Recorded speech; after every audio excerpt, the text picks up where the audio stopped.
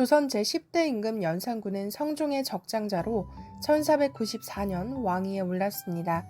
하지만 연산군은 각종 살인과 강간, 폐륜, 사치 등 폭정을 일삼다가 1506년 중종반정으로 폐위되었고 이후 복위되지 못한 왕으로 남았습니다. 연산군은 재위 초기에는 나름 국정을 잘 운영하는 정상인의 모습을 보였지만 재위 중후반부터는 완전히 고삐 풀린 망아지처럼 복주하며 기행을 멈추지 못했습니다. 연산군은 신하들의 아내까지 간통했고 심지어는 근친까지 행하게 되었는데요.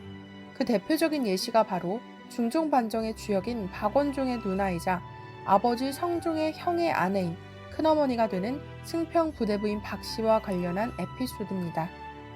야사에서는 연산군이 승평 부대부인 박씨를 겁탈해 임신시키는 바람에 박씨가 음독자살을 했다라는 기록이 있는데요. 동각잡기 본조선 원보록 2에 의하면 월산대군은 성종의 형이다. 그 제취부인 박씨를 세제를 보호한다고 핑계대고 궁중에 불러들여 강제로 더럽히고는 그 관복을 특별히 높이고 은으로 도장을 만들어 비빈의 계급으로 대우하게 하고 또 사은하게 하니 박씨가 부끄러워서 스스로 죽었다.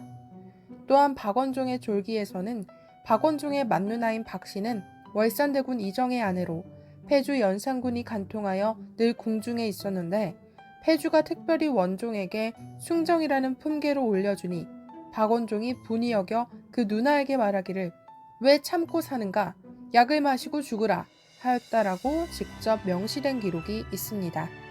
하지만 야사는 야사일 뿐 이는 사실이 아니라는 반대 시각도 있습니다.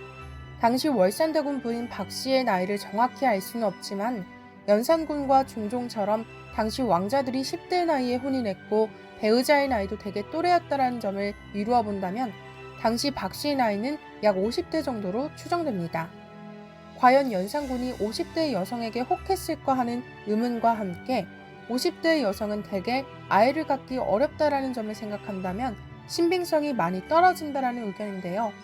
연산군의 실제 온갖 패드립을 다 적어놓은 연산군 일기에서도 박씨가 그냥 죽었다고만 기록되어 있고 다만 사람들이 왕에게 총애를 받아 잉태하자 약을 먹고 죽었다고 말했다 라고 덧붙여 놓은 구절이 있습니다. 결론적으로 연산군이 주색을 밝힌 건 사실이지만 그 진위 여부에 관해서는 조심스럽다는 이야기입니다. 정치적으로 접근해 봤을 때 당시 연산군 일기를 작성한 것은 연산군의 사초를 작성하던 사관들입니다. 즉 중종 반정으로 왕위에 오른 중종과 그 신료들이기 때문에 연산군의 폭정을 부각시키기 위해서라도 다소 여러 추문들을 만들어냄으로써 충분히 과장되었을 가능성 또한 매우 크다는 겁니다.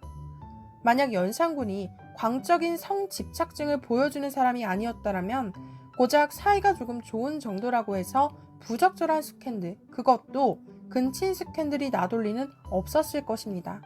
하지만 기록에 의하면 연산군은 그냥 눈에 띄는 여성이 있으면 바로 기분 내키는 대로 범하는 행태를 보였기 때문에 이러한 상황에서 가까이 지낸 여성이 있었다라고 한다면 그 상대가 누가 되었건 연산군과 성추문이 나도는 것은 전혀 이상한 일이 아니었을 것입니다.